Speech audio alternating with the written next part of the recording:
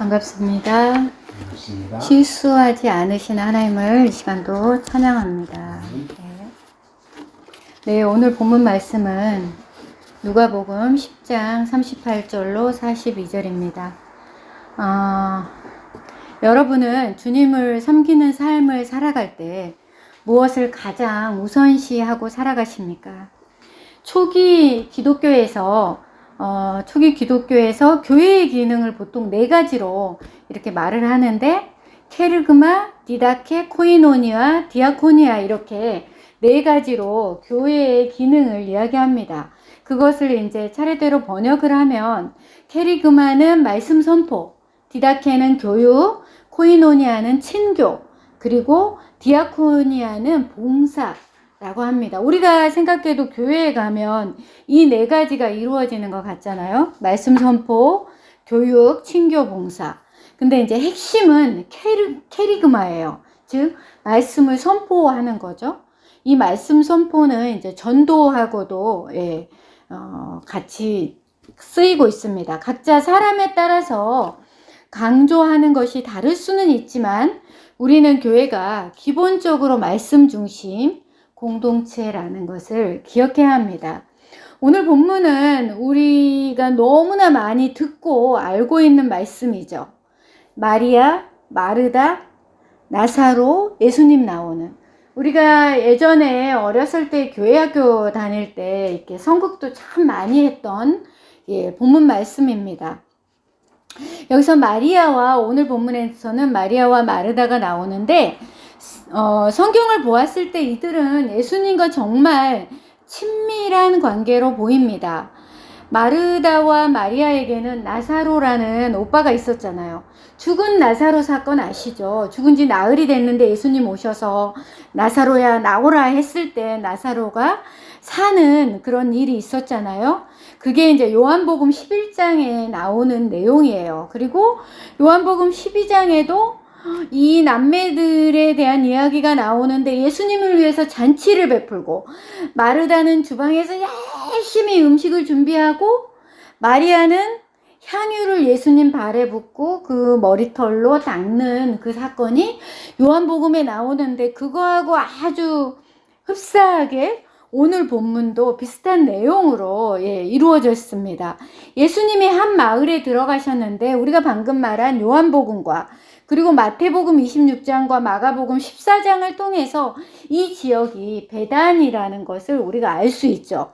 마르다가 예수님과 그 일행을 만났을 때, 마르다가 예수님하고의 관계가 친밀하기 때문에 보여서 우리 집으로 오십시오. 내가 대접하겠습니다. 쉬었다 가십시오 하면서 자기 집으로 모시죠. 당시에 이스라엘 문화권에서는 젊은 여자가 낯선 남자를 집으로 들이는 거는 이렇게 자연스럽지 못한 것을 볼 때, 이 마리아, 마르다 자매와 예수님은 정말 친밀한 관계였다는 것을 알 수 있습니다. 그리고 그 많은 사람들을 집으로 초대해서 하는 거는 그 예수님 앞에 정말 감사의 표현으로 했다는 것을 볼 수 있으면서, 마르다는 성품상으로 기본적으로 정말 환대, 접대 이런 거를 잘하는 사람이라고 볼 수 있습니다. 그런데 오늘 상황 가운데, 우리가 오늘 읽었잖아요. 짧은 본문인데 상황 가운데 문제가 발생하죠. 이렇게 마르다는 예수님과 예수님의 제자들과 일행들을 다 모셔서 접대하려고 하는 이 좋은 분위기 관계 가운데 문제가 발생을 해요. 여러분, 그 사자성어로 오사다마 아시죠? 아시나요? 네. 오사다마? 좋은 일에 꼭 어떤 감정적이든 물질적인 것이든 문제가 생길 수 있다라는 거예요. 그러니까 아이러니하게도 이러한 문제들이 생기는 것의 대부분은 어느 때 생기냐면, 열정을 가지고 열심히 일하는 사람에게 많이 생겨요. 그냥 술에 술 탄 듯, 물에 물 탄 듯, 미지근한 사람들에게는 이런 일이 잘 안 생겨요. 근데 정말 열정을 가지고 열심히 일하려고 하는 사람들에게 생겨요. 아마 삶 가운데 너무 열심을 내다 보면 우리가 본질을 놓치기가 쉽지 않을까, 그래서 생기지 않을까, 이런 생각을 해봅니다.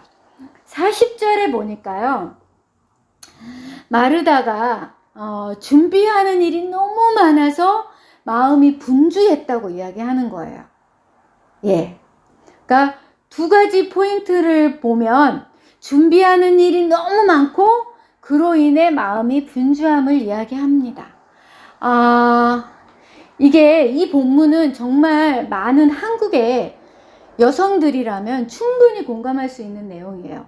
저 같은 경우도 갑자기 준비하지 않는 상태에서 손님들이 많이 오게 되면 막 집에 있는 것들을 다 꺼내서 음식을 준비해야 되고, 그러니까 이제 가장 우선순위가 저 사람들을 접대하는 것이 우선순위가 될 수밖에 없어요.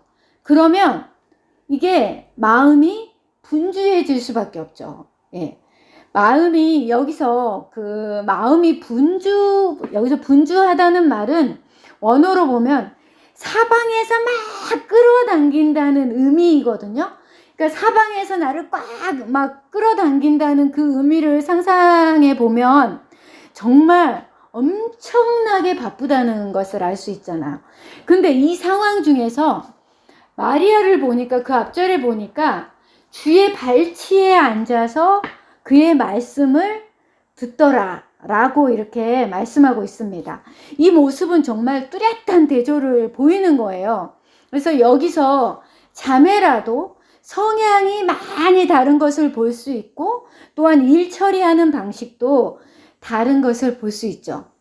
여러분은 이런 상황 가운데 어디에 있는 자입니까? 손님들이 많이 왔습니다. 예수님 발치에 가서 예수님의 말씀을 듣는 자입니까? 아니면 부엌에 가서 막 음식을 준비해야 하는 자입니까?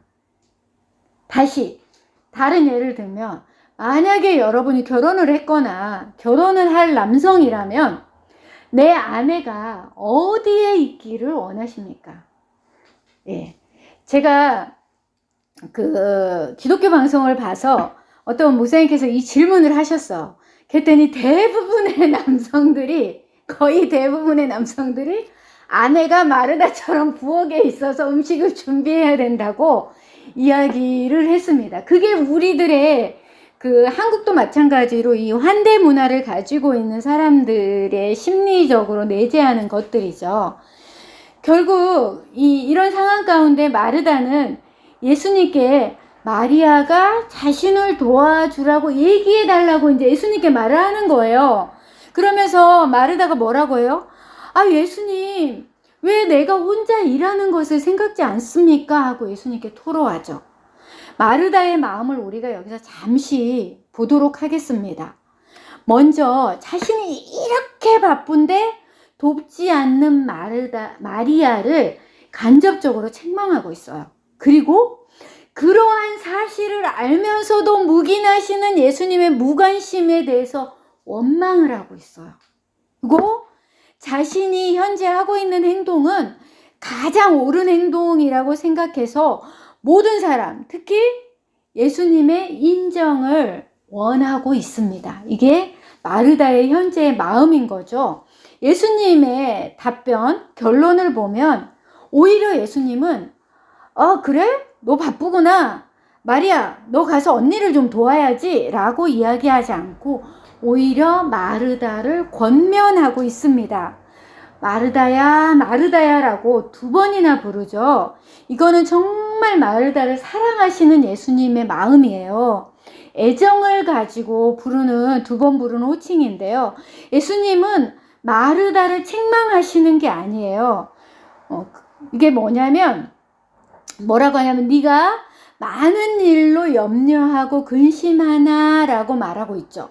우리가 염려를 하게 되면 이게 흩어져요. 마음이 흩어지고 나누어져요. 그래서 성경은 아무것도 염려하지 말라고 말씀으로 계속 크리스찬에게 이야기하고 있어요. 근데 염려하는 거는 우리의 마음이 흩어지는 거죠. 예. 헬라어 메리조에서 파생한 것으로서 이제 과도한 욕구로 어지럽게 된 분열된 심리 상태예요. 그래서 여러분도 아시다시피 근심하는 거는 내가 근심하는 거는 스스로 괴롭게 하는 것이거든요. 근데 이게 지금 마르다의 심리 상태예요. 예. 손님을 잘 대접해야 한다는 마음과, 그리고 그가 또 가지고 있는 우선순위에 문제가 있는 것으로 보여집니다. 이러한 사람들의 특징은요, 칭찬과 인정을 받아야 돼요. 왜냐하면 그 칭찬과 인정을 받았을 때 그 힘의 원천이 거기서 나오기 때문이에요. 그게 이제 현재 심리학이나 일반적으로 하나님을 알지 못하는 사람들이 가장 많이 취하는 방법이 이거죠. 우리가 아이들에게도 칭찬은 고래도 춤추게 한다 라고 이야기하는 거. 그렇게 칭찬해주고 인정해줬을 때 사람들은 힘이 나서 더 열심히 하는 거예요. 근데 우리가 살다 보면 염려와 근심을 이렇게 많이 했을 때 올바른 판단을 못할 때가 있습니다. 오늘 본문은 마르다의 환대가 접대가 잘못되었다는 것을 말하는 게 결코 아니에요. 여러분, 한국을 뭐라고 해요? 동방 예의지국이라고 합니다. 동방에서 정말로 예의가 바른 나라라는 거예요. 근데 너무 지나치게 예의를 차리다 보면 정작 본질을 잃어버릴 때가 있어요. 자신이 무엇을 하고 있는지도 모르고 하는 경우도 발생합니다. 마르다는 아마 처음에는 예수님과의 일행을 잘 대접해야 한다는 귀한 마음에서 시작했어요. 그랬는데 사람도 많고 하니까 준비하는 것이 많아서 너무 이제 조급해진 거예요. 조급해지니까 이제 본질을 놓치게 된 것입니다. 예수님만으로 기쁘고 행복해 하는데 결국 자신의 바쁨으로 인해서 주위 사람들을 원망하는 상황에 이르게 되죠. 기쁨을 잃어버린 것입니다. 한국에서 오래 살지 않아서 한국의 교회의 문화를 잘 모를 수 있는데 한국에는 신방이라는 게 있어요. 그러니까 대신방, 소신방 이런 게 있는데 신방이 뭐냐면 지금은 많이 없어졌지만 옛날에는 1년에 한두 번씩 대신방을 이렇게 하면 각 성도의 집을 사역자들이 찾아갑니다. 그러면 그 가정에서는 목회자들을 대접하기 위해서 막 준비를 해요. 음식을 예배 드린 후에 음식을 대접하기 위해서 준비를 하죠. 근데 어떤 목사님이 이제 그 집에 신방을 갔어요. 근데 이제 신방을 가서 예배를 드리잖아요. 예배를 드리는데 그 주인 여자 집사님께서 막 음식을 하고 있으신 거예요. 있어서 저기 집사님 지금 예배 드리니까 빨리 오세요. 그러니까 이렇게 보면서 저 괜찮아요. 예배 드리세요. 예배 드리세요. 저 이거 만들고 있으니까 저 다 들려요. 예배 드리세요. 이렇게 한 거예요. 그러니까 그거는 교회에서 신방이 1차 목적이죠. 그 가정의 기도의 제목이 뭔지, 신앙생활은 어떻게 하고 있는지에 대해서 그 가정의 형편과 사정을 알아서 하나님 앞에 기도하기고 예배하기 위해서 그게 갔는데 그 여자 집사님은 그 목사님들을 잘 대접하기 위해서 음식을 만드는 것이 우선순위가 된 거예요. 그러면서 목사님 저 괜찮아요. 그냥 예배 드리세요.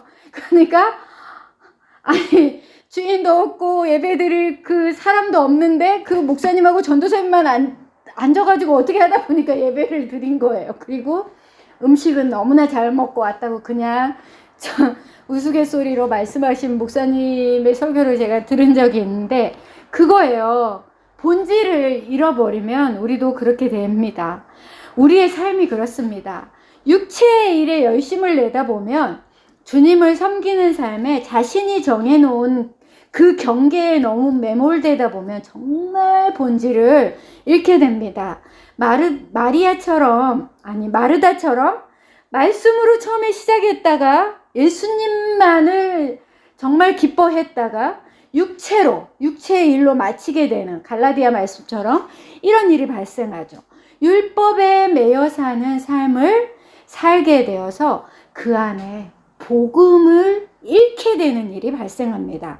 반대로 예수님은 마르다가 마리아처럼 살아야 한다고 말씀합니다. 좋은 편, 빼앗기지 않을 것이라고 말씀하죠. 그것은 뭐냐면 그분의 말씀에 동참하는 삶, 구원의 삶에 동참하는 삶, 하나님의 통치를 최우선 가치로 사는 삶, 복음적인 삶이 좋은 것이고 이런 삶을 빼앗기지 말아야 한다고 말합니다. 여러분, 어떤 사람들처럼 여러분도 마리아가 철이 없어 보입니까? 언니가 바쁜데 도와주지 않는 마리아가 철없어 보이십니까? 이 말씀이 성경에 기록된 이유는 마리아가 주님의 말씀에 집중했다는 것에 포커스가 있습니다. 자신의 구원에 집중했다는 뜻입니다. 인생의 가치의 우선순위를 알고 자신의 우선순위를 알고 있는 지혜로운 자라는 뜻이죠. 우리는 주님께 온전히 집중하지 못할 때 다른 것을 찾습니다. 그쵸? 내가 하나님의 말씀에 집중할 수 없을 때 우리는 다른 것을 찾습니다. 교회 행사를 쫓아다니는 거, 그리고 그 교회의 부수적인 것들을 쫓아갑니다. 이게 잘못된 것은 아니지만 그 길은 오늘 본문에 주님이 말씀하신 마르다의 길입니다. 요즘같이 바쁘게 움직이는 세상에서 마리아처럼 말씀에 집중하고 사는 삶을 살아야 한다는 것이 혹시 공허한 메아리처럼 들리십니까? 세상이 흔들리고 사람들은 변하여도 우리는 오직 주만 섬기는 기본으로 사는 삶을 살아야 합니다. 다른 사람들이 모두 복잡할 때 우리 그리스도인들은 단순해져야 합니다. 그래야 말씀이 우리에게 들어옵니다. 주님이 보입니다. 이것이 바로 복음으로 사는 삶입니다. 예수님 한 분으로 만족하십니까?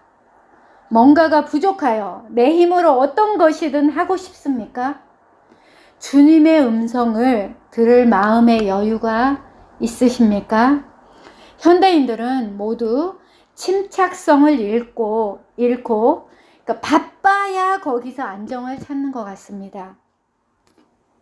하루만 아무것도 하지 않으면 불안해하고 자신이 도태되는 것처럼 생각을 합니다.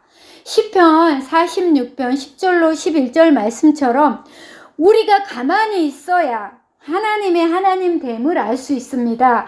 열왕기상 19장 12절에 엘리야처럼 하나님의 세미한 음성을 들을 수 있습니다. 독일의 정치신학자 도르테 젤레라는 사람이 있는데 그 사람이 고장난 존재라는 아주 인상적인 표현을 썼습니다. 그것은 사람이 자신만 아는 자로 사는 것이 가장 큰 고장이라고 말합니다. 그리스도인들이 자신만 아는 삶을 고집하면 하나님과의 관계에 문제가 생깁니다. 자기의 뜻과 기분이 삶의 최고의 가치가 된 고장난 존재가 되는 것입니다. 오늘 마르다를 보면 자신의 기분을 알아주지 않는 예수님을 원망하게 됩니다. 고장난 것이죠. 본인이 지금 누구와 이야기하는 것이며 자신이 왜 분주하고 염려하는지를 돌아보고 다시 돌이켜야 합니다. 아, 내가 너무 갔구나 라고 생각하고 돌이켜서 예수님의 말씀에 순종해야 합니다.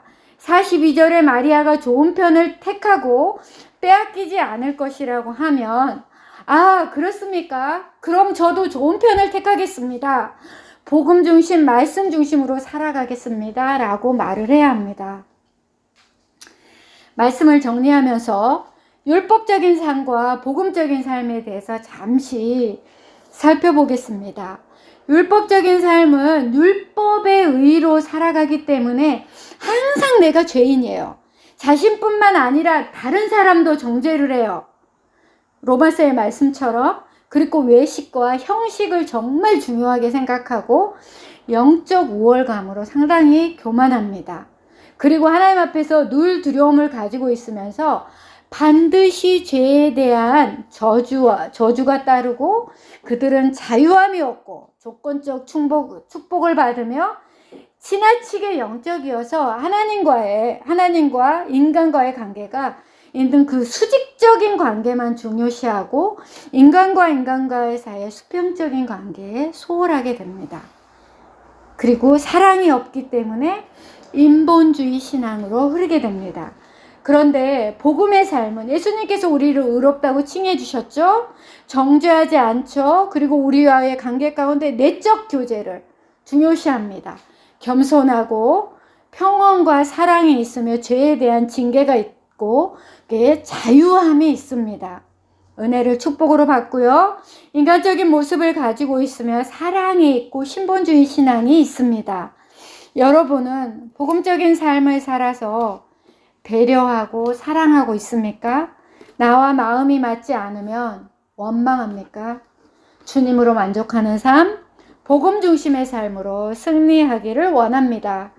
좋은 편을 택하는 자가 되어서 영향력을 끼치는 삶을 사시기를 예수 그리스도 이름으로 축복합니다. 하나님이 원하시는 삶을 생각하면서 미가서 6장 6절로 8절 말씀을 제가 봉독하고 말씀을 마치도록 하겠습니다. 내가 무엇을 가지고 여호와 앞에 나아가며 높으신 하나님께 경배할까? 내가 번제물 1년 된 송아지를 가지고 그 앞에 나아갈까? 여호와께서 천천의 수양이나 만만의 강수 같은 기름을 기뻐하실까? 내 허물을 위하여 내 마다들을, 내 영혼의 죄를 위하여 내 몸의 열매를 드릴까? 사람아, 주께서 선한 것이 무엇임을 내게 보이셨나니? 여호와께서 내게 구하시는 것이 오직 공의를 행하며 인자를 사랑하며 겸손히 내 하나님과 함께 행하는 것이 아니냐. 아멘. 함께 기도하시겠습니다. 하나님 감사합니다. 우리의 삶이 아직도 율법 속에 갇혀 있는 삶입니까? 스스로 바운다리를 만들어서 그 안에 매여 사는 삶입니까?